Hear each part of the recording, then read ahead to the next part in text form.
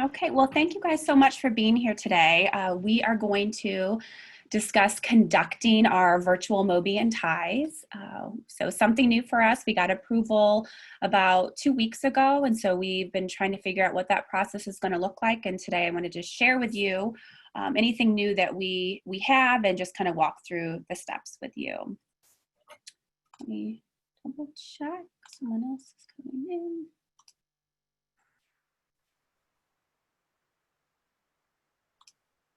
Okay, let's see if I can. Okay, so today what we are going to discuss, we have what's new with MOBI and ties, scheduling, conducting a virtual MOBI or ties, walking through the online platforms, and virtual meeting tips and etiquette. And of course, we'll open it up for questions and answers. Okay, sorry, letting a couple more people in.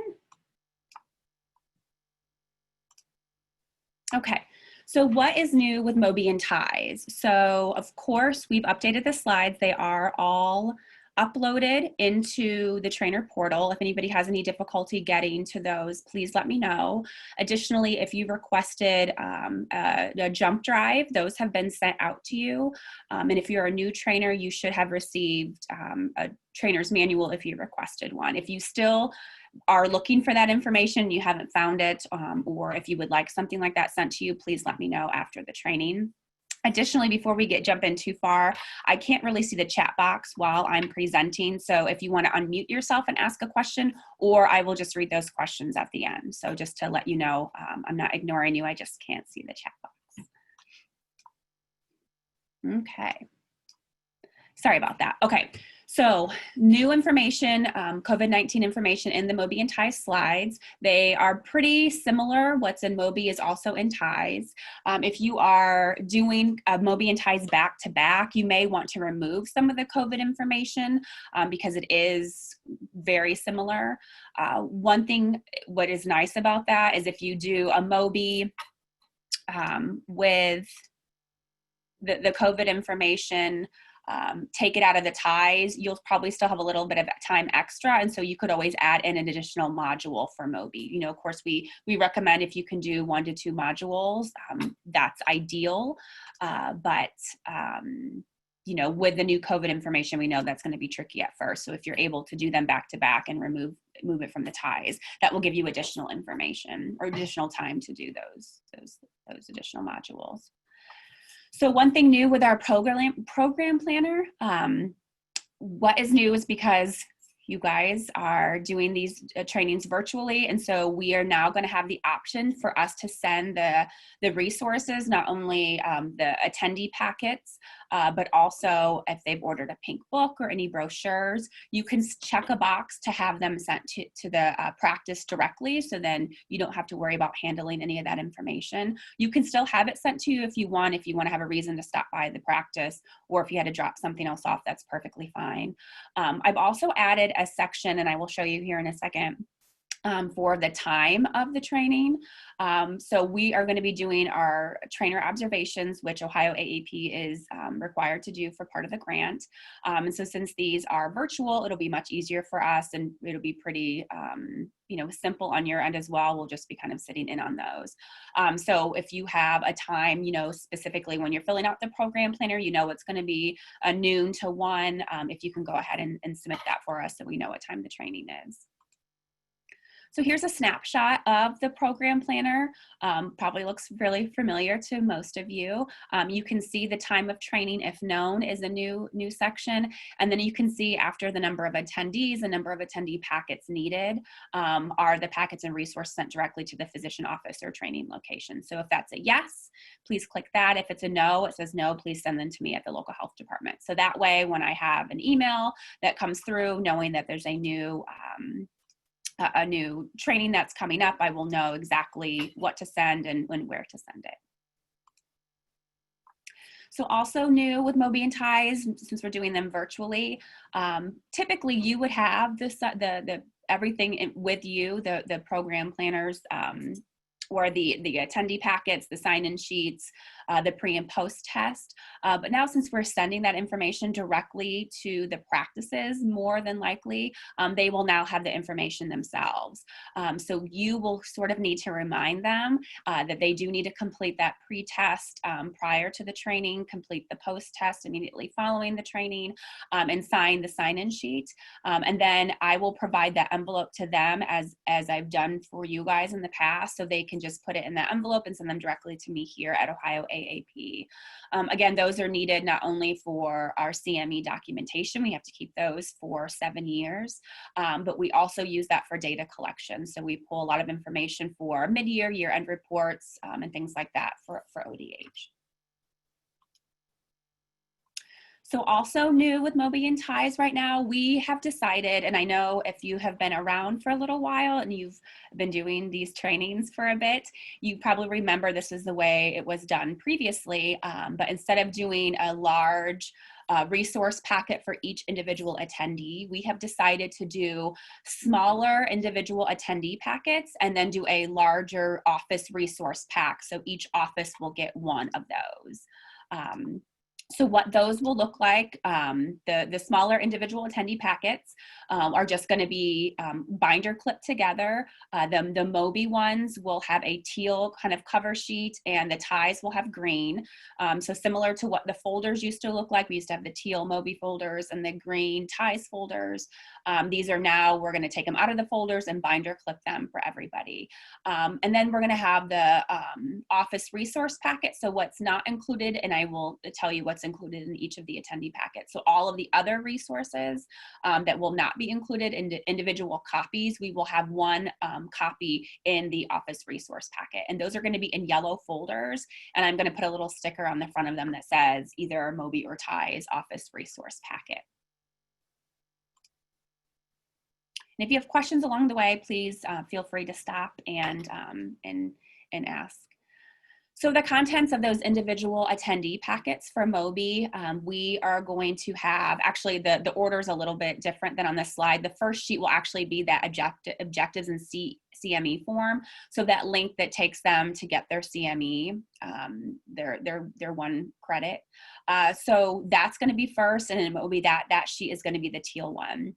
Right behind that, we're actually going to have all of the slides. So of course, with MOBI, we include the core slides in addition to the modules 2 through 7. And those are 6 to a sheet. So they're like a handout. We will also have the MOBI pre and post test. Those will be, I think, a salmon color like we've done previously, or if they're pink. I can't remember which is which, MOBI or TIES, but they'll be slightly different. We will also include color copies of the 2020 immunization schedule, and also the parent-friendly version of that. Sorry, I apologize. And in addition, we will have included the summary of recommendations for child and teen immunizations. I can't remember what the sheet color was previously, but I think it's about 6 pages, and we have the updated one that was just I guess updated in July, so that will be included. And then we have the immunization summary for school attendance, so we will have a new form for that as well. And then on the back for the MOBI is the child medical statement for childcare. So that's a double-sided sheet, and that will be included in the individual attendee packs as well. So for TIES, what's going to be included, again, that first sheet's going to be the objectives in the CME form. That will be green, so it'll distinguish itself from the MOBI, I should say. Of course, we'll have the TIES, the full TIES slide deck. Again, 6 slides to a page. We'll do the TIES pre and post test. We'll have the colored immunization schedule, and we'll also do the parent-friendly schedule as well. So we know it's nice for each individual attendee to have a copy of those. And finally, we will also include the immunization summary for school attendance for TIES. So any additional, I will go back to that, but any additional resources, we didn't eliminate any resources. So anything that you previously found in those attendee packets will then be 1 copy for in the office packet. So if you're filling out the program planner, there's going to be 10 people there. There will be 10 MOBI packets for each of those attendees, and then 1 yellow office folder with the additional resources. Does anybody have any questions about that? Hopefully you'll find it a little more I know it can be a little overwhelming to have all of those resources. And so if at least you're highlighting some of the key resources, you can still pull up the yellow packets and show them exactly what's in there. And if there's any specific resource, I know a lot with ties like to do the HPV algorithm and slide, in some of those handouts. So feel free to still highlight some of those. We just felt like those resources, one per office, was probably good. But if the office does request additional copies, you can always print additional. You can ask us, I can send additional, but just know that that is an option as well.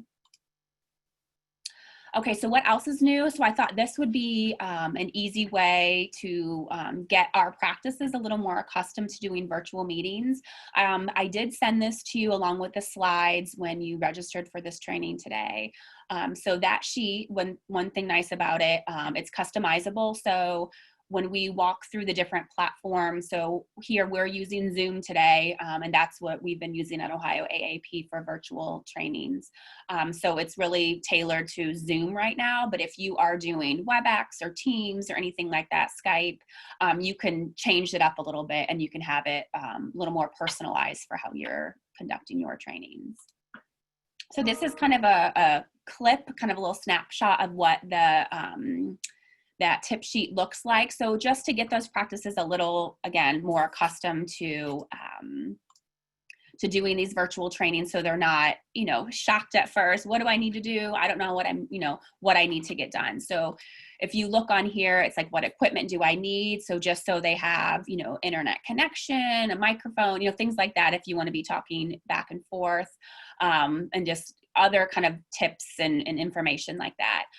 So how will you connect to the meeting? We let them know that the trainer will be sending an email and have the link, even if it's a Zoom link, that's what we have in this right now, but you can change it if it's going to be WebEx or whatever you're using.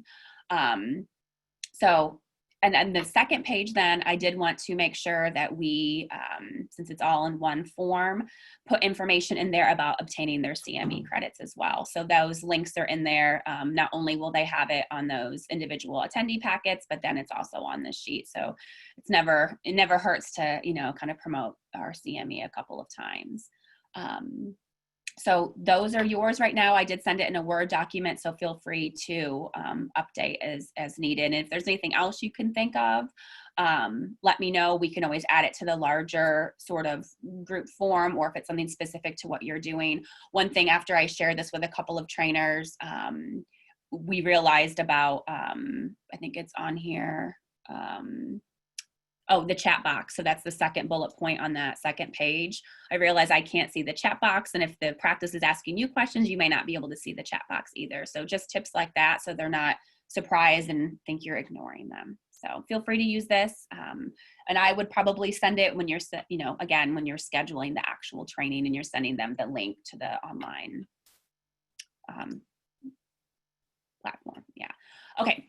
So when you're scheduling a virtual MOBI or TIES, again, you're going to walk through the process, very similar to what you've done previously. So of course, you're going to complete a program planner, adding in that couple extra steps, if you know the timing of it, and then also if you want the packets sent to you or directly to the practice.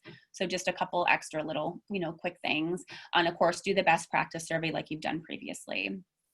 So what's special to the virtual trainings? Once you have a confirmed time for the training, schedule your training in the virtual meeting platform. So we go into Zoom and I can show you how we do that. Schedule a training, and then you come with a, it has a link that you can copy and send it to them. What I usually do is, and I'll show you what it looks like, I copy some additional information kind of in this invitation and I send that whole thing to them, because sometimes people aren't going to have access to the computer, but they could still call in. It's not recommended, but sometimes you can't help it. If someone's traveling and they still want to dial in, at least they could hear what's going on, and maybe they have the hard copy of slides in front of them. So you're going to send that virtual meeting link. You're going to hopefully send them that virtual meeting pro tip sheet, and then send them in a calendar request. And one thing that's nice is once you do that, it's on your calendar and their calendar. So there's no confusion. Oh, I thought we were doing it at 2 o'clock. Nope, it's on both of your calendars at 1. And one thing too is if the contact you have at your site, once it's on their calendar, they can actually forward that meeting request to all the other attendees. So it's not necessary to know the email addresses of everyone who's going to attend. They can easily forward that on to everyone on their staff or in different locations or however they're kind of set up. They can also be all together in one office. So when you're typically going, maybe they're kind of in their break room, and that's how they could do this, is they could all be together. They could also be in different locations. They could be in different offices. They could actually be in different sites. Sometimes you may have multiple practice locations come to one specific location for the training, but they could actually stay where they are. I know when we were at Ohio AAP, when we were piloting this, we had several. They were even like 5 locations, and they were able to stay where they were and not have to travel. So it made it pretty convenient. So when you're conducting a virtual MOBI or TIES, so before the training, come in early and to make sure that you're the host. Sometimes on different platforms, if you are a little bit late getting on, someone else may be joining first and they may kind of claim that host role. So I try to get on just a little bit early. Most platforms like Zoom will let you in a little early. Actually today, we were scheduled to start at 11. But I think I jumped on about 20 till. So I just, had my camera off. I was muted. I just had maybe kind of a introductory slide up to share the screen. And I just let it go so people knew that I was able to share the screen and that we were ready to, start as soon as, 11 o'clock hit. So during the training, I would make sure other attendees are on mute. A lot of different platforms, especially when you're the host, you can actually individually select attendees and mute them. And also when you set it up, you can select that they're all muted upon entry into the virtual meeting. Sometimes that's a nice feature, but you just have to remind them to unmute if they have a question.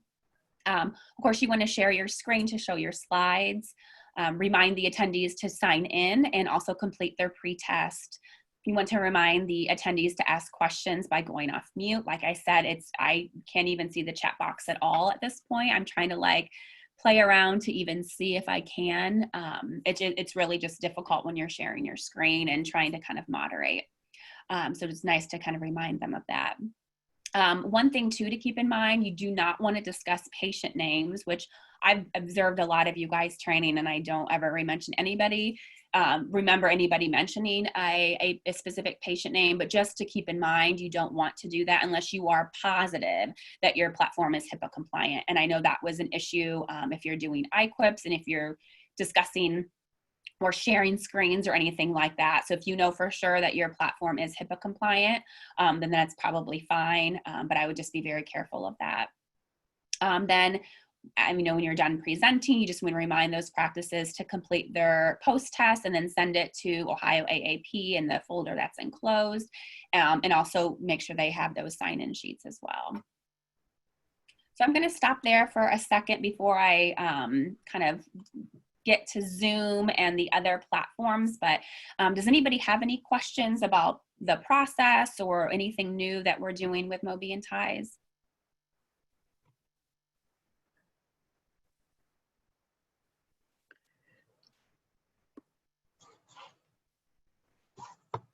One thing that's nice too, so right now, I don't know if anybody has their camera on. When I'm just kind of sitting and listening, I don't typically have my camera on, but if it's a small practice, or it doesn't even have to be small, it's nice with the practices if they have their cameras on, especially if they're in a larger group, then you can kind of interact a little bit better. You can see them. Something like this, I don't know if I would turn mine on either if I wasn't presenting, but just keep that in mind. It does add to the conversation a little bit. So is everyone comfortable, you think, scheduling these and getting them up and running? We will have resources. We're in the process of printing. I did see a proof yesterday from the printer. So I think starting Monday, we will have all of the updated slides and resources and all of those materials ready to send out. So we'll be in good shape when you start scheduling these.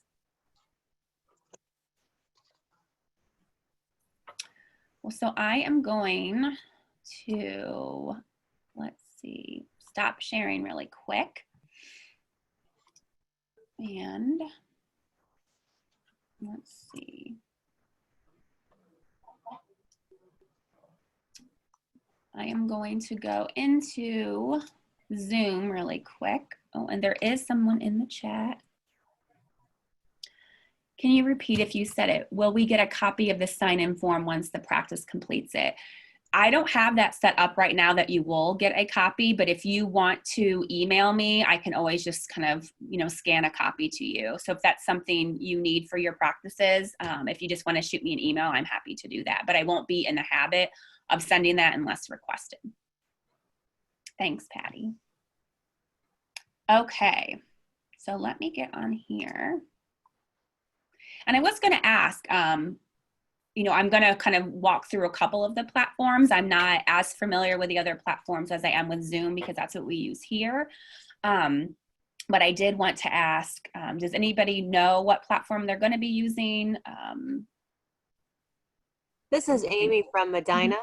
We use that Microsoft Teams. Okay, perfect. Yep, that's on here to walk through a little bit. Same here. I'm Kathy from Lucas County Health Department. Okay. Using Microsoft Teams also. Okay. And I know at Ohio AAP, we do a lot with Zoom, but we've been kind of playing around with Teams a little bit as well. So I'm somewhat familiar with that. So hopefully we'll all get a little bit more familiar. And if we could always find a little work group or something, if someone's using Skype and they need some help, we can always send something out through the listserv and see if someone specifically is able to help with that specific platform. So I'm going to share my screen again.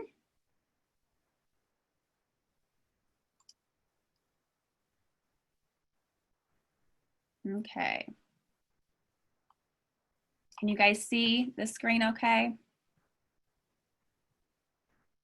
So it should be my web page for Zoom. And I'm going to be looking over a little bit, so I apologize if it looks like I'm all over the place, but I have two different screens. So this is what it looks like when I go here. I actually will, I'll sign out and sign back in. So we have a subscription or an account with Zoom. We actually have two because we use it so often. So we actually, this one is the one I use for all of our MOBI and ties. So we sign in, and I do believe, and someone correct me if I'm wrong, if you do a free version, I think you can only do it up to 45 minutes, which is kind of difficult since our programs tend to be about an hour. And I think I have it on a slide coming up, but one thing to think about, and I don't know if your health departments are hesitant to purchase an account or kind of a subscription to any of these, but if they were paying you previously to do like mileage or gas for, you know, one of your health department cars or whatever it is, maybe the money that was used for that, since you're not traveling, could go into an account. So just something to think about. I know money is tight and that can be kind of hard, but having these platforms and having an actual account may be beneficial. So if you look in here, you can go to meetings, and actually you can go into recordings. And so today, since we're recording, we'll be able to find something in there. I don't typically record my trainings though, but you guys could do that if you really wanted to. Okay, so scheduling a new meeting. So here's just a list of, we have a bunch of meetings. As you can see, there's several that are reoccurring. You probably won't be doing that with these since you're only doing them once a year with each practice. But so you schedule a new meeting, I just click on that. And then you put in the topic. So I just say, you know, a virtual MOBI or ties, or if it's both, you could put them both right in there. The time it starts.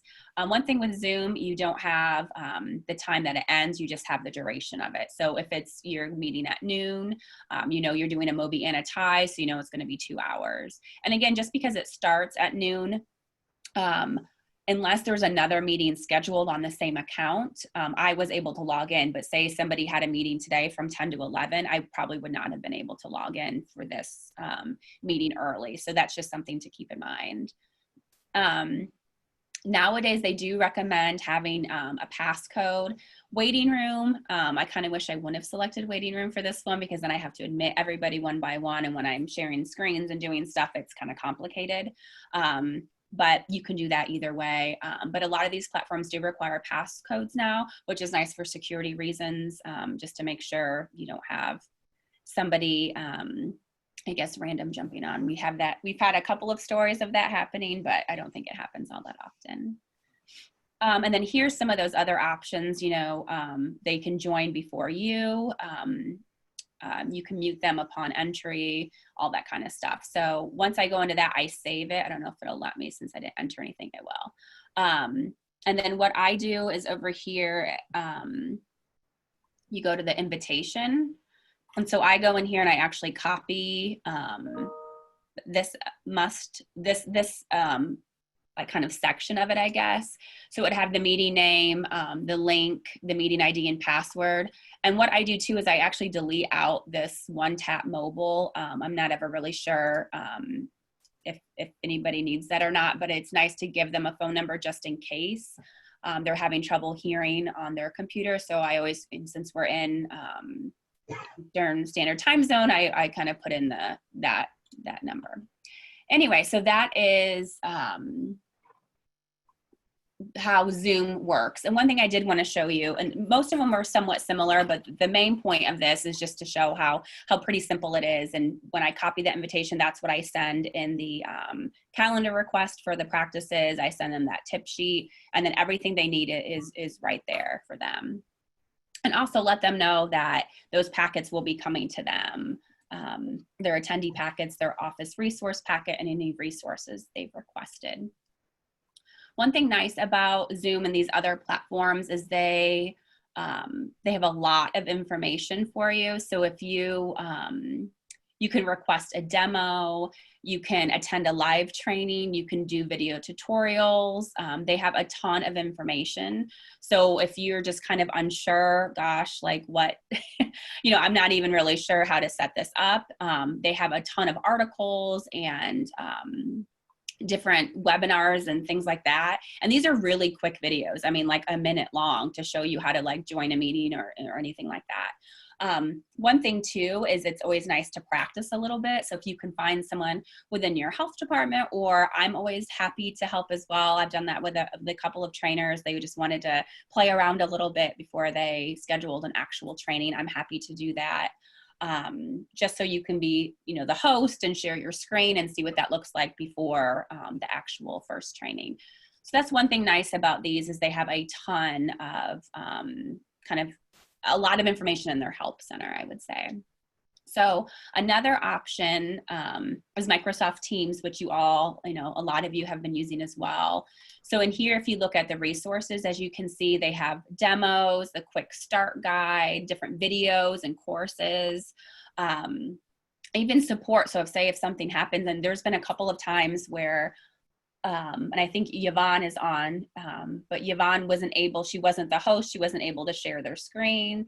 And so sometimes there may be questions like that come up. So this is a great place to look for questions like that. So when I actually have a Mac, and so I wonder if that's why Teams doesn't work as well, because it's a Microsoft product, but that's something to keep in mind as well too. And one thing too, and I don't know if I mentioned this, I may have if you all were at our annual Train the Trainer in July. But if you do a virtual meeting on a desktop computer, a lot of times they aren't equipped with a microphone. So unless you have an extra microphone and camera, I know Dr. Brady, when she was presenting, we were kind of playing around with it before we had our training, and we couldn't hear her or see her. And it was because she was on a desktop. So something to keep in mind if you do have a laptop, hopefully most of you do, it's a little easier. Some are equipped with cameras. And if there is still, I know we did that survey, if there are individuals who still are in need of equipment, like, gosh, we just don't have the funds and we need a camera or whatever it is, let me know and we can work something out with us and ODH, and we can figure out how to get everybody they need to make these work. So here's Teams. Another option is WebEx. I've done a few. I don't think I've ever hosted. We actually might have WebEx as well here, but very similar sort of platform. They have webinars, different resources, online classes. So it's nice even before maybe you select a platform, if you haven't really played around with it once, or maybe your health department's already been using one, and so you're kind of stuck with what you have. But it's nice before you get in there to just play around a little bit and familiarize yourself. Skype, I think ODH uses Skype.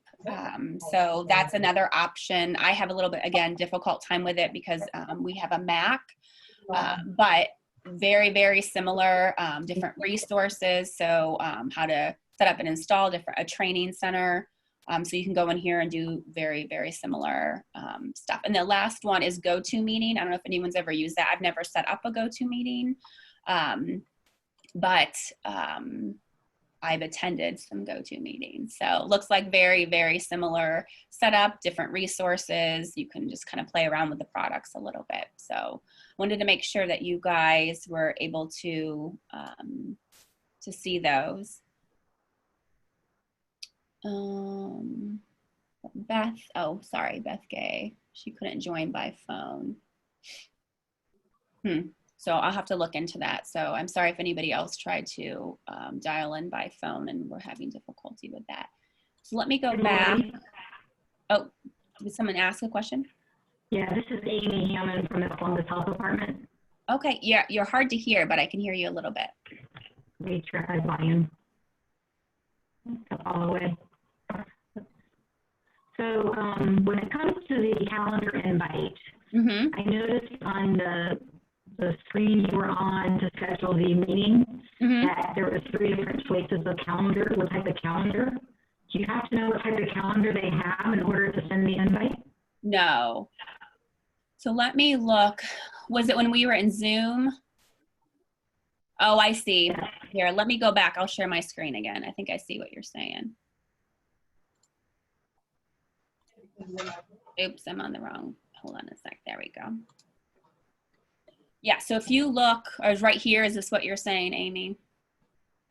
Yes, ma'am. Okay, so I actually don't even use those. If you guys are familiar with using that and sending it through there, what I do is I just actually copy this link and I send it to them through whatever email like the site contact provided, and then they can just send it out. And I've never had any issues with different platforms. So I don't know if it's adding it to your calendar with that.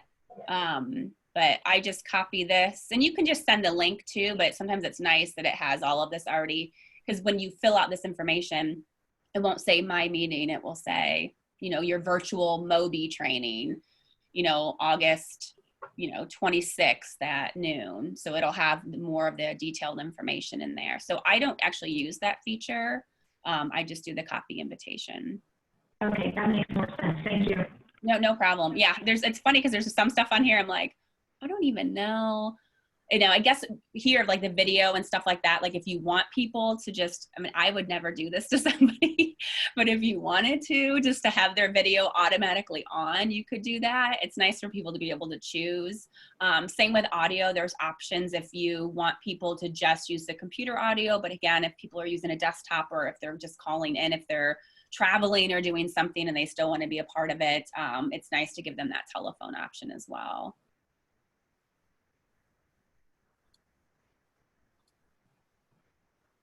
Any other questions? I know it's kind of, you know, overwhelming. I will say when we first discussed doing virtual MOBI ties, I was a little overwhelmed. I wasn't sure how that would work. And I work with Yvonne in our office, and I actually schedule them for her. So we share calendars, and I'd have to see, you know, where she was and how to make it work. And it actually was pretty smooth once we got going. But it's once you sort of get in that rhythm of it, it can be a little tricky. I have a question. This is Kathy from Lucas County Health Department.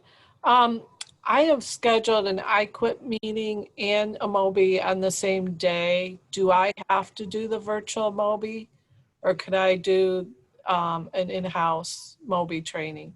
You can do them in-house if you guys are, well, I don't know, actually. I would probably send me an email and I'll forward it to Dave at ODH just to confirm. But at this point, I don't know if we are allowed to do MOBIs in person, but they may make an exception if you're already there for an Etiquette.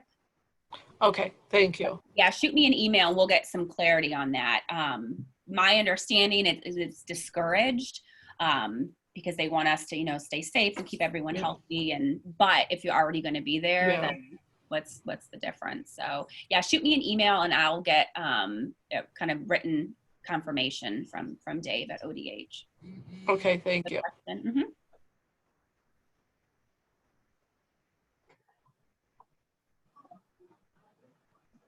Anybody else have any questions?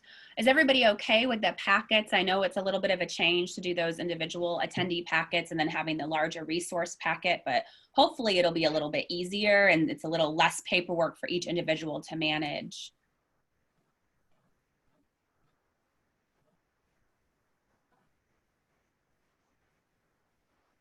All right, well, I am going to move on. And if you attended our July training, some of these may be repetitive. We've mentioned these before, but it's always nice to hear, especially there are little things we don't always think about when we're doing a training. And hopefully I didn't miss any of these when I was doing these. But not only for our practices and our training locations, we also need to have some equipment and things ahead of time. So make sure you have access to your computer, like I said, preferably a laptop with a stable internet connection.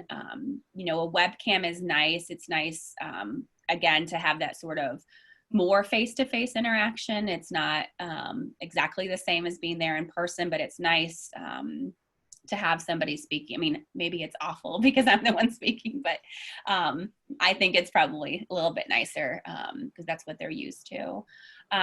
Make sure you have a microphone and speakers. And of course, I guess in here is an option to join the computer audio or join by phone. And as the host, you can do either one as well.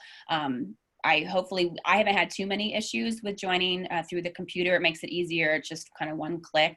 But if you do have some issues like Amy just a second ago when you asked the question, it was a little choppy. You know, maybe calling in would eliminate that issue. Also, make sure you have a power cord or make sure your computer is fully charged. That's one thing. All of a sudden you're, you know, at home working and you forgot your charger and your computer is at 5% and you have a 2-hour training. So that makes it difficult. So just something to keep in mind. So if you are the host, one thing nice, I don't have these, but sometimes people use headphones and it kind of reduces echo and feedback on the computer.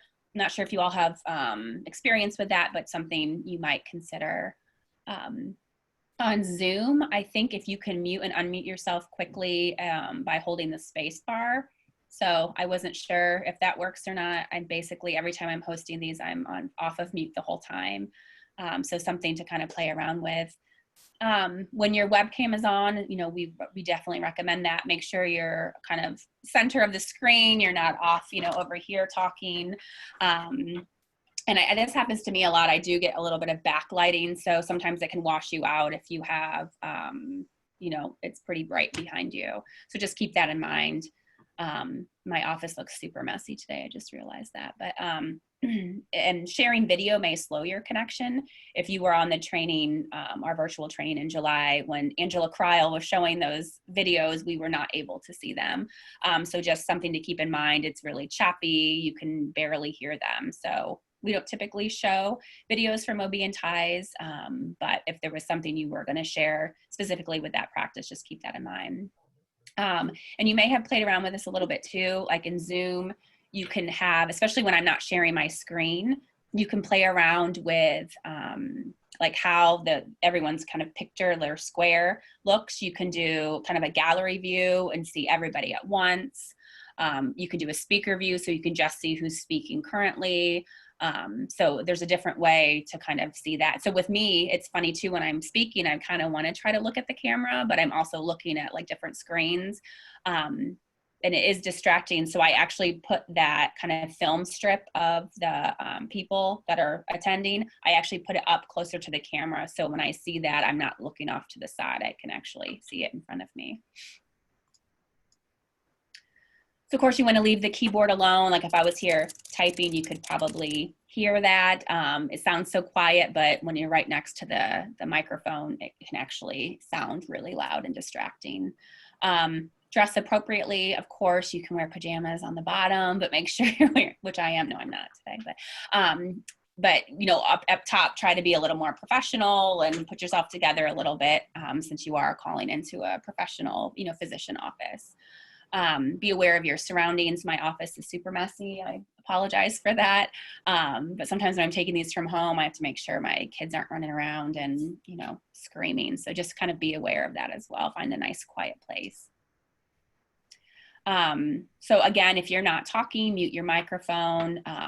We've had that happen before where people, and we've all had that, I think, at different trainings and different meetings where somebody doesn't realize that they're off mute or on, they're not muted, and, you know, have a whole conversation and do other things. So try to just keep in mind to put yourself on mute if you're not talking. As a presenter, you want to make sure you're speaking up. People, you know, are there and they want to hear the information, and they definitely want to be able to hear you. And don't eat when you're presenting. I know a lot of times it's over the lunch hour and it can be hard, but if you were there in person, you wouldn't be eating as well. So just keep that in mind. So that's all I had for us today, but I just wanted to open up again, and I actually will stop sharing my screen and see if I can see if there's any additional questions in the chat box.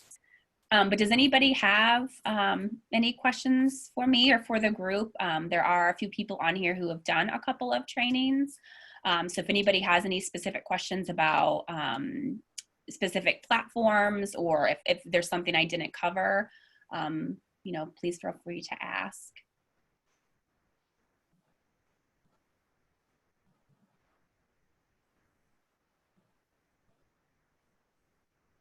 Lori, Mm-hmm. Beth from Montgomery County. Hi.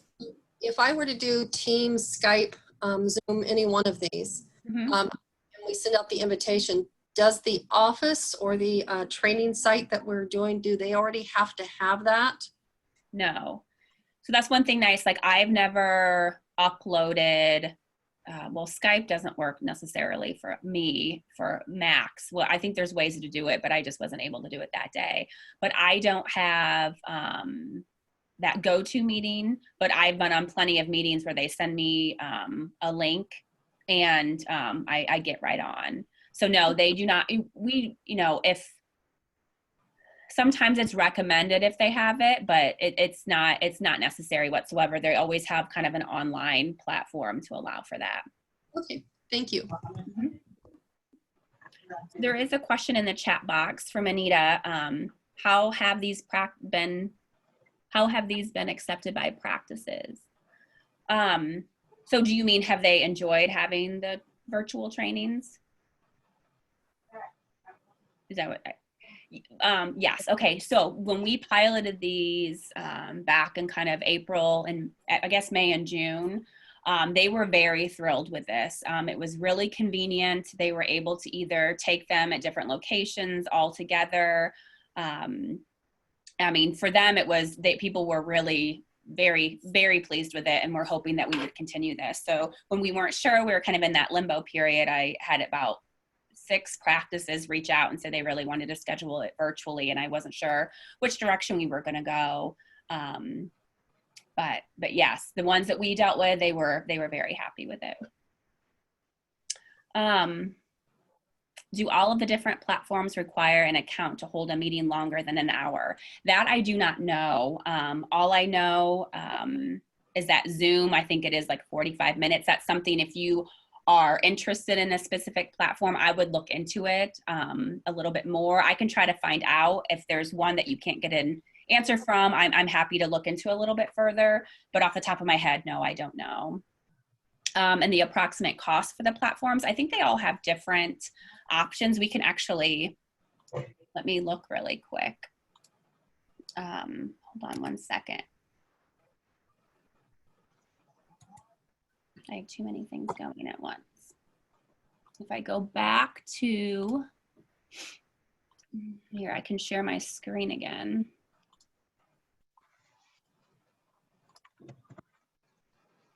Okay, so if we look, plans and pricing, so this is for Microsoft Teams. A lot of them right on these web pages, and in the slides, I have links to all of these sites. So it's easy for you if you're thinking, oh, we definitely want to do Teams. So here they do have a free, no commitment. I guess it's just chatting. Oh, I guess we've had that here, so you can kind of link back and forth and chat for office teams. So it looks like, I don't know if it's meetings and calling. So it looks like it might be $20 a month for this, but someone correct me if I'm wrong, but it looks like that's probably the one that you probably need. Same with WebEx. So I would just kind of dive through these a little bit if there's one platform you were thinking of over another. So here, if you look at WebEx, you can have up to 100 people, which that would be a big training if you had more than 100 for a MOBI or TIES, but you never know. And they can last up to 50 minutes. So that's something to think of. And then for a starter, so if you're just kind of a small group, it looks like it's $13.50 a month, and you can get up to 100 people again, and you can meet as long as you want. So it looks like anywhere between, you know, $13 and $20 a month. These are huge ones that you probably wouldn't need. But these are just like different features to think about too as well. I don't know if they have. So this is Skype. Oh, so look, here's the same kind of thing. And Skype, I think, is similar to Teams, but it looks like you could get maybe like $12.50 a month, which is pretty good. So that's what it looks like. Hopefully that helped answer, kind of give you a little more of a general idea of how much everything would cost. Okay. If we do multiple practices in a session, do we get paid for each practice? So very similar to what we've done previously. You know, ideally you'd want to do one practice at a time, but you do have some of those larger kind of umbrella practices that have multiple locations. You can do those all together, but it very similar to how we've done it previously. They will have to do individualized sign-in sheets. So each practice will have to complete their own sign-in sheets and send in their pre and post test. And you will need to complete a trainer feedback form for each individual site. So you could get paid for each one. We just have to make sure we're filling out the paperwork accordingly. Hopefully that helps. So it looks like Beth said that they're, with a larger group, they had some attendees that could not see the slides. They could only hear by phone. So they needed to be instructed to copy the URL and paste it into their browser to connect. Oh, so she's suggesting that before you begin, just confirm that everyone on can see the slides and can hear you. One thing nice is that, yes, ideally you'd want everyone to be able to see your screen.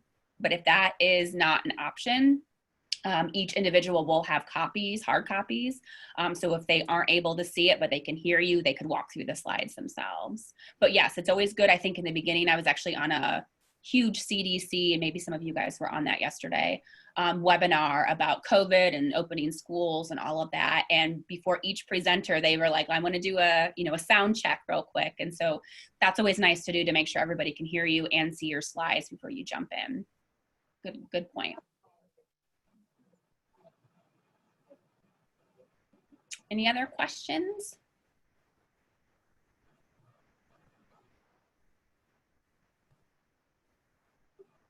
Well, you can always reach out to me once you get going, and if something seems confusing, please feel free to reach out to me. And if it's a platform I'm not using, we could always find someone else who's using it and see if we can get some answers for you. But I think we're going to do a great job. I'm excited about this. I'm glad we finally have the go ahead to do these virtually. I know practices are excited, and it's great to get this information out.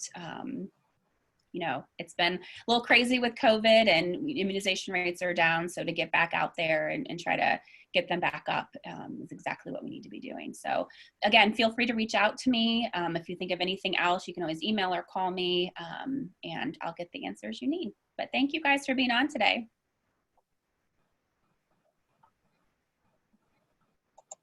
Thank you, Lori.